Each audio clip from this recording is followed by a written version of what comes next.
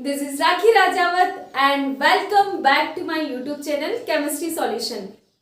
तो कैसे हैं आप सब लोग? I hope you all are doing well। तो गाइस कुछ बच्चों की डिमांड थी कि मैं इस चैनल पर क्लास 10th का केमिस्ट्री पोर्शन भी कवर करूं। तो आज मैं आपके लिए लेकर आई हूं क्लास 10th साइंस का चैप्टर नंबर 1 केमिस्ट्री का केमिकल रिएक्शन एंड इक्वेशंस। तो आज शुरू करेंगे हम chemical reaction and equations of class 10th। तो अगर आप 10th क्लास के हैं या इस चैनल पर नए हैं तो प्लीज मेरे चैनल को पहले सब्सक्राइब कीजिए, फिर शुरू करते हैं हम chemical reaction and equation. So let's get start. Chemical reaction and equation देखते हैं हम। Chemical reaction and equation, this is chapter number 1 of class 10th। ठीक है, so let's see first what is the chemical reaction. तो आपने छोटी classes में पढ़ा होगा कि केमिकल चेंजेस कैसे होते हैं। केमिकल चेंजेस आपने पढ़ा होगा कि वे चेंजेस जो परमानेंट होते हैं। ठीक, जैसे कि मिल्क से अगर कर्ड का फॉर्मेशन होता है तो कर्ड फिर मिल्क में कन्वर्ट नहीं हो सकता है। तो ऐसे चेंजेस क्या होते हैं? परमानेंट चेंजेस होते हैं। ठीक है, so actually the change which are permanent is a chemical change. तो केमिकल रिएक्शन में भी क्या होता है कि दो एटम या दो कंपाउंड कंबाइन होते हैं और एक कंप्लीटली नया कंपाउंड का फॉर्मेशन करते हैं। ठीक है, तो उसको बोलते हैं केमिकल चेंजेस, राइट। तो केमिकल चेंज या केमिकल रिएक्शन क्या होती है जनरल लाइफ में भी अगर हम बात करें, जैसे कि हम खाना खाते हैं तो डाइजेशन होता है। डाइजेशन होने के बाद हमको एनर्जी मिलती है और वेस्ट प्रोडक्ट क्या हो जाता है? एक्सक्रीट आउट हो जाता है। ठीक है, तो वो जो एनर्जी का फॉर्मेशन हुआ from a food, that is the chemical change. हम ब्रीथ करते हैं तो इनहेल करते हैं ऑक्सीजन और एक्सहेल करते हैं कार्बन डाइऑक्साइड। ठीक है, तो ये भी क्या होता है? केमिकल चेंज, बायोकेमिकल रिएक्शन होती है इनसाइड द बॉडी। ठीक है, रस्टिंग ऑफ आयरन सुना होगा आपने, लोहे पे जंग लगना। So that all are chemical changes. Practically if we observe, अगर हम डेली लाइफ में देखें तो बहुत सारे चेंजेस, केमिकल चेंजेस हमारे सराउंडिंग में होते हैं। So let's first what is the chemical reaction. Chemical changes chemical reactions होती है। तो केमिकल रिएक्शंस क्या होती है हम देख लेते हैं। Chemical reactions are chemical reactions are the process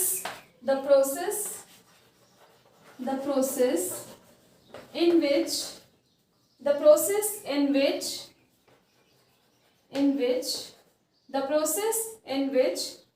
new substance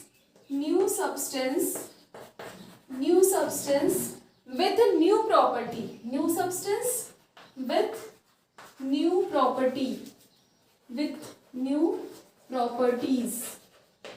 property are formed।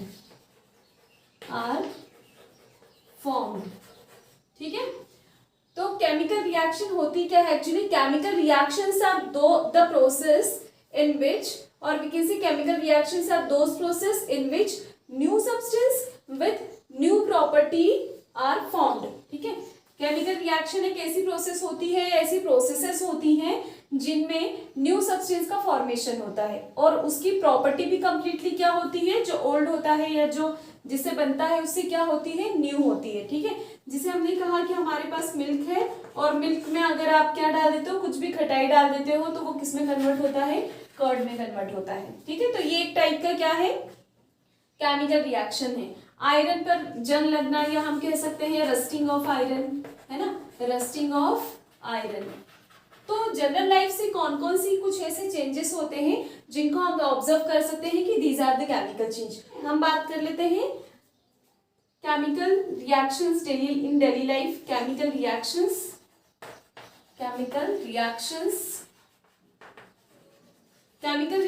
क्या देखो क्या हो सकती है? Rusting of iron. ठीक है, लोहे पे जंग लगना जिसको हम कहते हैं। ठीक है, digestion of food.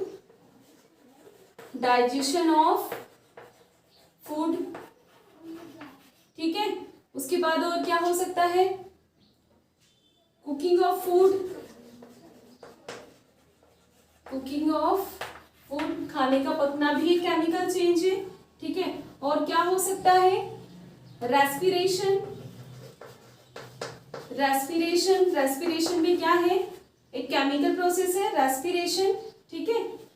Ripening of food, fruits, ripening जानते हो, रिपनिंग ऑफ फ्रूट्स,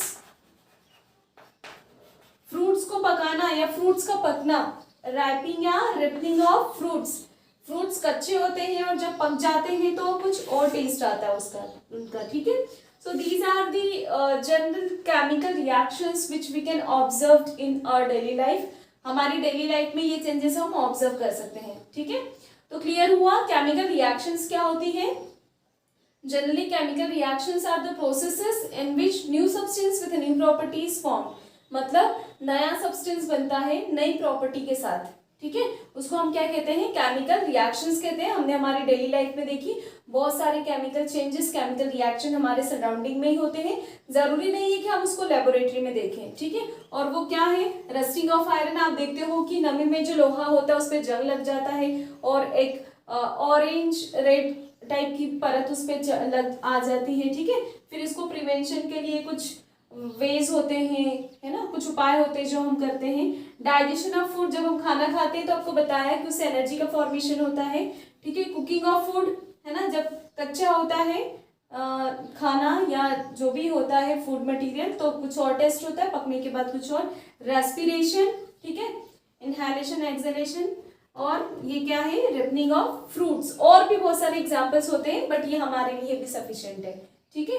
तो these are the chemical reactions, we can say chemical changes and chemical reactions. अब देख लेते हैं कि केमिकल रिएक्शन में कौन पार्टिसिपेट करता है। जैसे कि हम कहते हैं 9th में पढ़ा है कि बेसिक यूनिट जो होती है ना, किसकी, सब्सटेंस की, उसको हम कहते हैं एटम। तो केमिकल रिएक्शन में एटम पार्टिसिपेट कर सकते हैं, मॉलिक्यूल भी पार्टिसिपेट कर सकते हैं, एलिमेंट भी कर सकते हैं, ठीक है। तो ये रिएक्ट करते हैं तो नया सब्सटेंस बनाते हैं, उसको देख लेते हैं, ठीक है। बर्निंग ऑफ कैंडल, है ना, बर्निंग ऑफ फ्यूल, ये सारे एग्जांपल्स आपको लिखे होंगे एनसीईआरटी में, हम उसी के अकॉर्डिंग पढ़ रहे हैं, ठीक है। हम ये देख लेते हैं कि केमिकल रिएक्शन में दो चीजें होती है केमिकल रिएक्शन में। एक तो होता है रिएक्टेंट और एक होता है प्रोडक्ट। क्या होता है, रिएक्टेंट और प्रोडक्ट होता है, ठीक है। पहले हम देख लेते हैं, सपोज A+B रिएक्शन हुआ तो प्रोडक्ट क्या बना, C बना। या आप एक बहुत नॉर्मल एग्जांपल हम लेते हैं ताकि उससे आपको समझ में आ जाए। आपको पता है वाटर किससे बनता है, हाइड्रोजन गैस और ऑक्सीजन गैस से बनता है, हाइड्रोजन गैस प्लस ऑक्सीजन, और ये बना लेता है क्या, वाटर बना लेता है, ठीक है, H2O लिक्विड बना लेता है, ठीक है।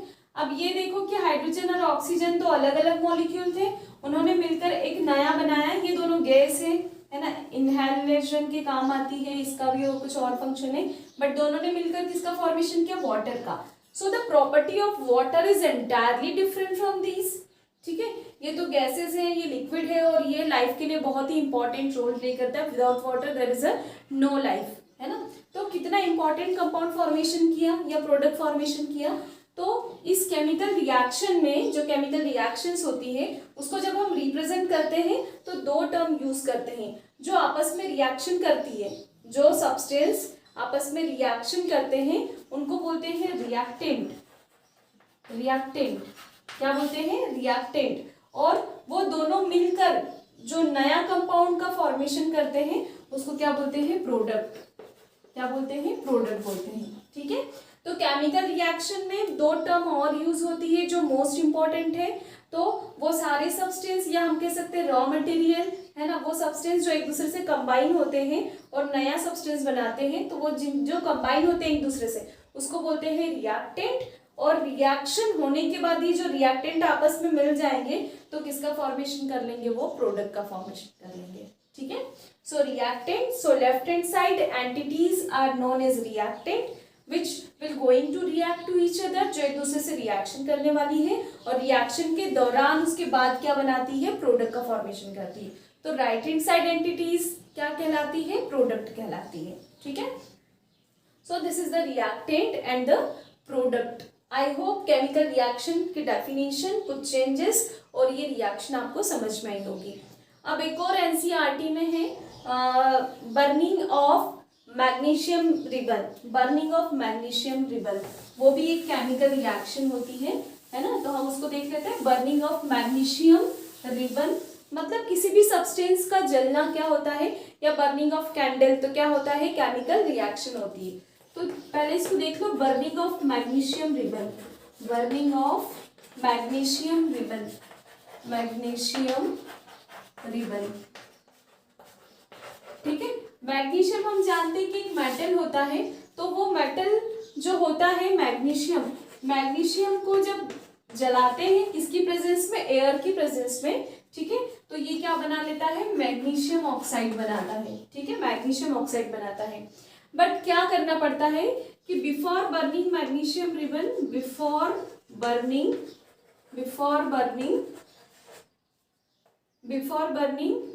शुड क्लीन इट, उस रिबन को क्या करना पड़ता है, क्लीन करना पड़ता है। क्यों?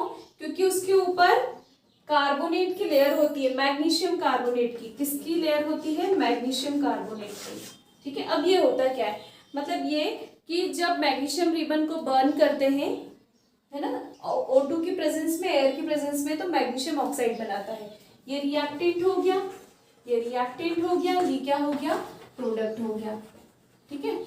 इसको बैलेंस करेंगे हम, ऑक्सीजन 2 है, इधर 1 ही है, 2 से मल्टीप्लाई करेंगे। बैलेंसिंग भी हम सिखाएंगे आपको किस तरीके से बैलेंस करेंगे इसी चैप्टर में।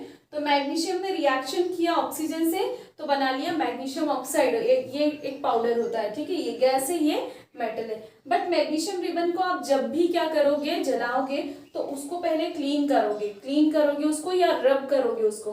क्यों? क्योंकि उसके ऊपर कार्बोनेट्स की लेयर होती है, मैग्नीशियम कार्बोनेट की। वो प्रोटेक्टिव लेयर क्या करती है कि मैग्नीशियम को जलने नहीं देती है ना, एयर से रिएक्शन नहीं करने देती, तो उसको हमको क्लीन करना पड़ता है। ये क्वेश्चन आपके ऑब्जेक्टिव वाला क्वेश्चन है। और क्यों? क्योंकि आपको पता हो कि इस साल टर्म 1 ऑब्जेक्टिव आएगा और टर्म 2 सब्जेक्टिव आएगा। And if you want to cover all the objectives, अगर आप चाहते हो कि मैं सारे ऑब्जेक्टिव्स कवर करूं, so please tell me in comment section. तो हम इस चैप्टर के ऑब्जेक्टिव्स भी कवर करेंगे फिर, क्योंकि टर्म 1 पूरा ऑब्जेक्टिव रहेगा, ठीक है। तो ऑब्जेक्टिव ये क्वेश्चन जरूर आता है कि वी हैव टू क्लीन और we should clean magnesium ribbon before burning. Why? Due to protective layer of oxygen, due to protective layer of magnesium carbonate. तो कार्बोनेट्स की प्रोटेक्टिव लेयर होती है, इसलिए हमको उसको क्लीन करना पड़ता है, ठीक है। रिएक्शन क्या होगी, magnesium plus oxygen, then it will form magnesium oxide का फॉर्मेशन होता है। तो चलिए बच्चों, अब हम देख लेते हैं कि केमिकल रिएक्शन के दौरान क्या क्या चेंजेस होते हैं, ठीक है। और कैरेक्टरिस्टिक ऑफ केमिकल रिएक्शन, ये भी बोल सकते हैं कि केमिकल रिएक्शन की क्या प्रॉपर्टी कैरेक्टरिस्टिक होती है या क्या चेंजेस होते हैं। So let's see changes during chemical reaction, changes during chemical reaction, chemical reaction, या इसको हम इसकी कैरेक्टरिस्टिक भी बोल सकते हैं। क्या बोल सकते हैं, कैरेक्टरिस्टिक। तो अभी हमने कहा कि हम जैसे ही देखते हैं या ऑब्जर्व करते हैं हमारे सराउंडिंग में कि केमिकल रिएक्शन जब होती है तो क्या क्या चेंजेस हो सकते हैं। जैसे मैंने आपको बताया कि चूने को अगर हम पानी में डालते हैं वाइट वॉश के लिए, है ना, तो उसमें से हीट निकलती है, गैस भी निकलती है और वो गर्म भी हो जाता है, हीट भी। तो ये एक चेंज हुआ, ठीक है। फल जब कच्चा होता है तो कलर कुछ और होता है, जब पक जाता है तो उसका कलर और टेस्ट दोनों चेंज हो जाते हैं, ठीक है। तो इस तरीके से नॉर्मल लाइफ में भी जनरल एग्जांपल्स हम देख सकते हैं जो चेंज होते हैं। तो हम देख लेते हैं क्या क्या चेंजेस होते हैं। सो क्या होता है, evolution of gas, evolution of gas, gas का निकलना होता ही है, बहुत सारी केमिकल रिएक्शंस में होता है। और क्या होता है, change in temperature, change in temperature, temperature, change in temperature. और केमिकल चेंजेस एक रिएक्शन में आप ये कुछ 2 से ज्यादा चेंजेस देख सकते हो। मतलब जरूरी नहीं है कि अगर मैंने एक एग्जांपल इवोल्यूशन ऑफ गैस का दिया तो दूसरे में से गैस इवॉल्व होगी नहीं, या जिसमें से गैस इवॉल्व होगी उसका टेम्परेचर चेंज होता नहीं है, ठीक है। और क्या हो सकता है, change in temperature, formation of precipitate, formation of precipitate, precipitate या इसको शॉर्ट में पीपीटी भी बोलते हैं। पावर पॉइंट प्रेजेंटेशन नहीं, केमिस्ट्री वाला प्रेसिपिटेट। एक्चुअली प्रेसिपिटेट होता क्या है, जब दो सब्सटेंस रिएक्शन करते हैं या रिएक्टेंट रिएक्शन करते हैं और प्रोडक्ट फॉर्मेशन करते हैं, तो उस टाइम एक ऐसा प्रोडक्ट बनता है जो सॉलिड फॉर्म में होता है, जो इनडिसॉल्व होता है। तो इसको हम कह सकते हैं लाइक इनसॉल्युबल प्रोडक्ट बोल सकते हैं, इनसॉल्युबल सब्सटेंस या प्रोडक्ट बोल सकते हैं। ठीक है, तो ये इसको प्रेसिपिटेट बोलते हैं। ठीक है, और क्या चेंजेस हो सकते हैं, और क्या चेंज होता है, evolution of gas, change in temperature, formation of precipitate, और क्या हो सकता है इसमें, चेंज इन कलर भी आपको बताया कि फ्रूट्स का कलर जैसे चेंज होता है नेचुरली, चेंज इन कलर, ठीक है, और होता है चेंज इन स्टेट, और क्या होता है, चेंज इन स्टेट मतलब physical state, solid, liquid, gas. जैसे कि एक एग्जांपल हमने देखा था, कौन सा एग्जांपल, कि हाइड्रोजन और ऑक्सीजन मिलकर क्या बनाती है, वाटर का फॉर्मेशन करती है। ठीक है, तो ये गैस होता है, ये भी गैस होता है, बट ये लिक्विड होता है। तो स्टेट भी क्या हो सकती है, चेंज हो सकती है और होती है। ठीक है, हम देख लेते हैं इनको वन बाय वन कि इवोल्यूशन ऑफ गैस किसी केमिकल रिएक्शन में कैसे होता है। So let's see evolution of gas. First evolution of gas देखते हैं हम। ठीक है, इवोल्यूशन ऑफ गैस अगर आप देखो तो जो मेटल होती है ना, मेटल को अगर आप एसिड में डाल दो तो उसमें से गैस निकलती है, और कौन सी गैस निकलती है, हाइड्रोजन गैस निकलती है। तो हम ये बोल सकते हैं कि इवोल्यूशन ऑफ गैस, इसका एक एग्जांपल दिया है बेटा, when zinc metal reacts with dilute sulphuric acid, किसे रिएक्शन करता है, डाइल्यूट सल्फ्यूरिक एसिड। आपने 9th में डाइल्यूट और कॉन्सेंट्रेटेड टर्म्स पढ़ी होगी। डाइल्यूट मतलब जिसमें वाटर कंटेंट ज्यादा होता है वो डाइल्यूट एसिड होता है, जिसमें H2SO4 ज्यादा हो, वाटर कम हो, वो कॉन्सेंट्रेटेड। तो dilute H2SO4, then H2 gas is evolved, hydrogen gas is evolved। मतलब आप एक बीकर लो, ठीक, बीकर में आप ले लो डाइल्यूट H2SO4, क्या ले लेंगे हम, डाइल्यूट H2SO4 या हाइड्रोक्लोरिक एसिड भी ले सकते हैं। इसको बोलते हैं सल्फ्यूरिक एसिड, क्या बोलते हैं इसको, sulphuric acid. H2SO4 sulphuric acid. ठीक है, अब हमने डाइल्यूट सल्फ्यूरिक एसिड इसमें ले लिया, ऊपर से क्या डाला हमने, जिंक मेटल या जिंक ग्रैन्यूल भी बोल सकते हैं। ग्रैन्यूल मतलब छोटे छोटे ग्रैन्यूल्स, उसके जिंक ग्रैन्यूल जैसे ही हम इसमें डालते हैं ना, जैसे आप डालोगे इसमें से बबल्स की फॉर्म में क्या निकलेगी, हाइड्रोजन गैस निकलेगी, H2 गैस निकलेगी। Let's see the reaction, zinc, ठीक है, मेटल के फॉर्म में मतलब सॉलिड होता है, और डाइल्यूट और क्या, H2SO4 सल्फ्यूरिक एसिड होता है लिक्विड में। ठीक है, क्या बनाता है ये, क्या बनाएगा ये, जिंक सल्फेट ZnSO4 बनाएगा, और साथ में कौन सी गैस निकलेगी, ये हाइड्रोजन गैस। तो आप देखो कि जिंक ने इसके साथ रिएक्शन किया, ZnSO4 बना, और कौन सी गैस निकली, हाइड्रोजन गैस। गैस को इस तरीके से रिप्रेजेंट करते हैं, अपवर्ड एरो, हाइड्रोजन गैस। ठीक है, इस तरीके से ये इवोल्यूशन ऑफ गैस हुआ। सेकंड देख लेते हैं हम। आई होप इतना समझ में आ रहा होगा। इसके अलावा आपकी एनसीईआरटी में रेफरेंस बुक में एग्जांपल्स होंगे, so please go through that.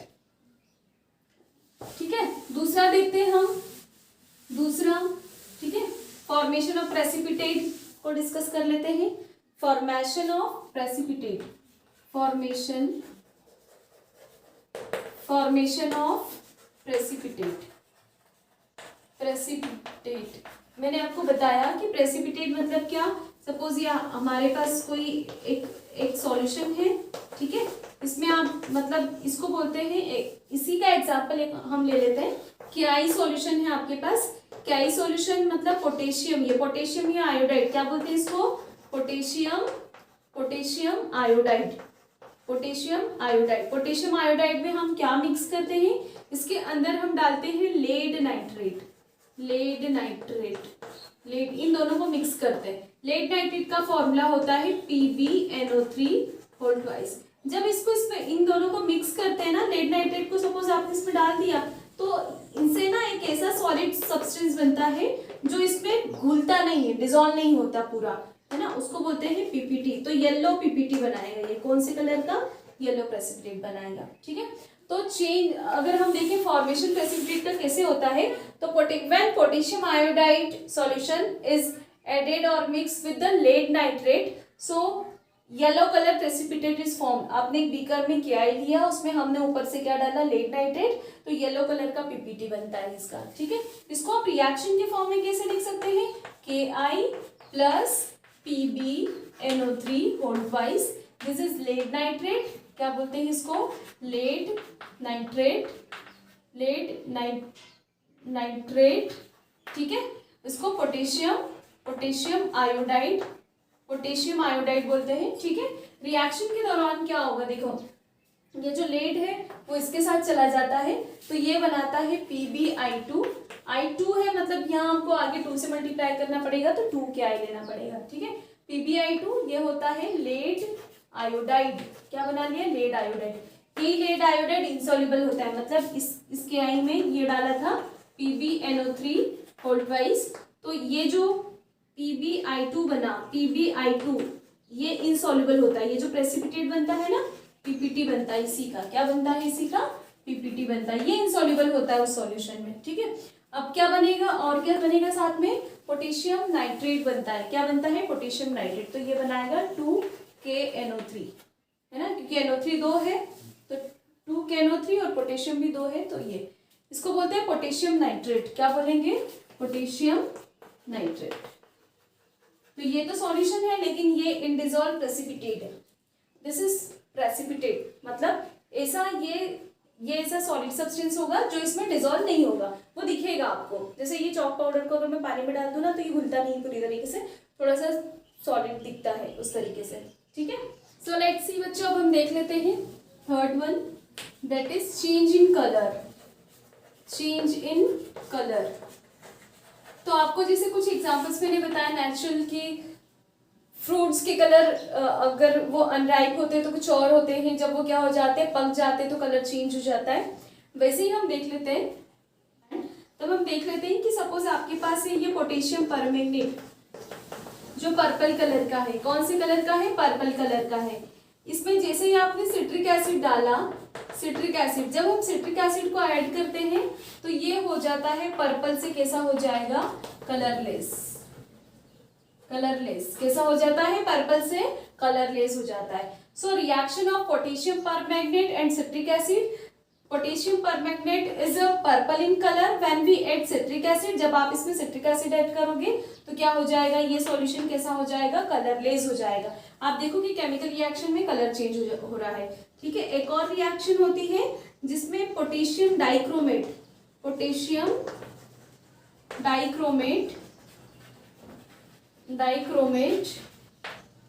change from orange to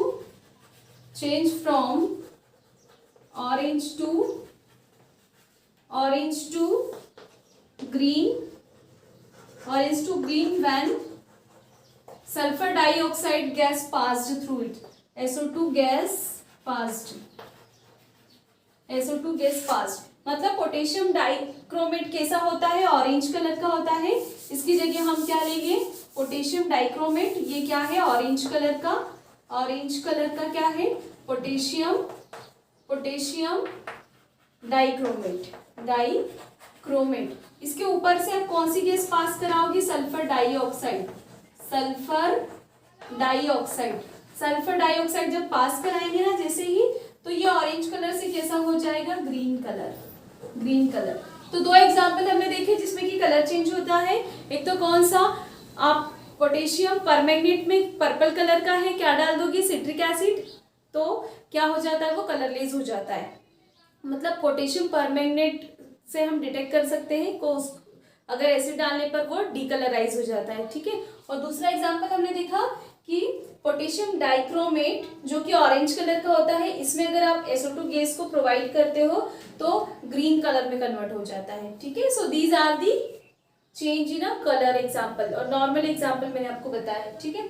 next वाला हम देख लेते हैं चेंज इन टेम्परेचर, बहुत ईजी है। जैसे मैंने कहा था कि चूने में पानी डालते हैं, या हमने देखा था कि चेंज किस में होता है और चेंज किस में होता है, जब आप क्या करते हो, जब मेटल रिएक्शन करता है एसिड से तब भी चेंज टेम्परेचर में होता है। So fourth one is change in temperature, change in temperature, change in temperature. Temperature change को कैसे देखते हैं हम, चेंज इन टेम्परेचर। एक तो मैंने आपको एग्जांपल बता दिया, हमने देख लिया था जिंक ग्रैन्यूल और एसिड की रिएक्शन, तो वो आपका जो बीकर होगा वो हॉट हो जाएगा, हॉट हो जाता है मतलब हीट निकल रही है। और टेम्परेचर में चेंज कैसा होता है, दो तरीके से हो सकता है, fall in temperature, temperature down होना, fall in temperature, temperature fall in temperature, इसको बोलते हैं endothermic reaction, endothermic, endothermic reaction. Endo का मतलब होता है एनर्जी को एब्जॉर्ब करना, एनर्जी को एब्जॉर्ब करना, एनर्जी एब्जॉर्ब करेगा, ठीक है, तो क्या हो जाएगा, वो ठंडा हो जाएगा, और एनर्जी इवॉल्व करेगा, बाहर निकालेगा, तो क्या होगा, वो गर्म होगा। इसको बोल सकते हैं हम rise in temperature. Rise in temperature अगर होता है, राइज इन टेम्परेचर अगर होता है, ठीक है, तो उसको क्या बोलते हैं, exothermic reaction, exothermic, exothermic reaction, exothermic reaction, ठीक है। तो एंडोथर्मिक का जब fall in temperature, temperature down हो जाएगा, मतलब दो सब्सटेंस या केमिकल रिएक्शन के होने से वो जो बीकर होगा आपका ठंडा हो जाएगा, और उसको हम बोलते हैं endothermic reaction. Endo means absorption of heat, ठीक है। और राइज इन टेम्परेचर, टेम्परेचर का बढ़ना, तो हमने देखा था कि जब जिंक ग्रैन्यूल को एसिड में डाला तो हीट निकली उसमें से, ठीक है, गैस भी निकली और वो गर्म भी हुआ। तो बाहर अगर गर्म हो रहा है आपका बीकर या कोई container, so this is exothermic reaction, उसमें राइज होता है टेम्परेचर का, और हीट का क्या होता है, evolution of heat takes place, evolution of heat. तो जैसे आपको हमने बताया, हमने ये देखा था कि जो कैल्शियम ऑक्साइड होता है ना, इवोल्यूशन ऑफ हीट को देख लेते हैं। When calcium oxide reacts with water, heat is evolved, मतलब एक बीकर लिया, उसमें क्या है हमारे पास, कैल्शियम ऑक्साइड को कहते हैं क्विकलाइन, क्या कहते हैं इसको, क्विकलाइन भी कहते हैं, क्विकलाइन या लाइम कह सकते हो आप। जब इसमें आपने डाल दिया पानी, वाटर डाल दिया हमने, तो मैंने बताया ना कि जब हम घर में व्हाइट वॉश करते हैं, चूने से पुताई करते हैं, तो चूना लो, उसमें पानी डाल दो, तो उसमें से क्या निकलती है, हीट, या ये पूरा वार्म हो जाता है, गर्म हो जाता है। कुछ ना मम्मी वगैरह अगर करते होंगे आपके व्हाइट वॉश घर में, या कभी चूने का कभी काम किया हो थोड़ा बहुत, ठीक है, तो उसमें से क्या निकलती है, हीट। तो कौन से रिएक्शन है ये, कौन से चेंजेस है जिसमें कि टेम्परेचर चेंज हो रहा है, कौन से चेंजेस है, टेम्परेचर क्या हो रहा है, इसमें चेंज हो रहा है, ठीक है, मतलब टेम्परेचर राइज हो रहा है, मतलब रिएक्शन कैसी है, एक्सोथर्मिक है, रिएक्शन कैसी है, एक्सोथर्मिक है। आ रहा है समझ में। और जब हमने मेटल को भी देखा था कि मेटल क्या करता है, रिएक्शन करता है, किससे, मेटल किससे रिएक्शन करता है, एसिड से, तब भी वो आपका बीकर गर्म हो रहा था और हीट और गैस दोनों निकल रही थी। एक हम देख लेते हैं एंडोथर्मिक वाला एग्जांपल। एक होता है बेरियम हाइड्रोक्साइड, बेरियम, मैं वर्ड फॉर्म में लिखती हूँ अभी, बेरियम हाइड्रोक्साइड रिएक्शन करता है, बेरियम हाइड्रोक्साइड की प्लस अमोनियम क्लोराइड की रिएक्शन होती है, अमोनियम क्लोराइड। तो आपका जो बीकर होगा, बीकर में ये दो सब्सटेंस डाल दिए, बेरियम हाइड्रोक्साइड और अमोनियम क्लोराइड, तो कैसा होगा, वो कोल्ड हो जाएगा, कूल हो जाएगा, वो आप हाथ लगाओगे ना बिल्कुल ठंडा हो जाएगा। तो इसके मिक्स होने से, इसके रिएक्शन होने से वो कूल हो जाता है, मतलब टेम्परेचर फॉल हुआ है, डाउन हुआ है टेम्परेचर, तो उसको एंडोथर्मिक कहते हैं, ठीक है, क्या कहेंगे उसको, endothermic reaction. So this is the change in temperature in chemical reaction. Now let's see state change कैसे होती है। स्टेट चेंज में मैंने कहा था कि स्टेट चेंज में क्या होता है कि सॉलिड से लिक्विड या लिक्विड से गैस में कन्वर्ट हो जाता होगा, या स्टेट में क्या हो जाता होगा, चेंज हो जाता होगा। सो चेंज इन स्टेट भी देख लेते हैं हम, चेंज इन स्टेट,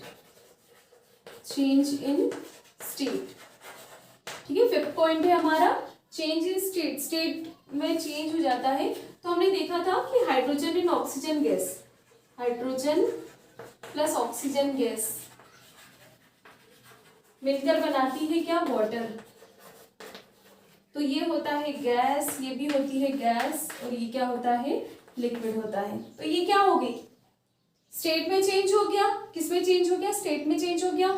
और क्या एग्जाम्पल हो सकते हैं चेंज इन स्टेट के, क्या एग्जाम्पल हो सकते हैं, स्टेट चेंज के क्या एग्जाम्पल हो सकते हैं, ये तो एक एग्जाम्पल हो गया। और क्या हो सकता है, burning of candle, burning of candle. तो कैंडल जब बर्न होता है ना, सपोज आप बर्थडे पे ऐसे कैंडल जलाते हैं ना हम, ये अगर ये कैंडल बर्न होता है, कैंडल बर्न होता है तो उससे क्या क्या, देखो एक तो ये मेल्ट हो जाता है, तो जो कैंडल है वो वैक्स जो है, वैक्स कैसा होता है, सॉलिड फॉर्म में होता है।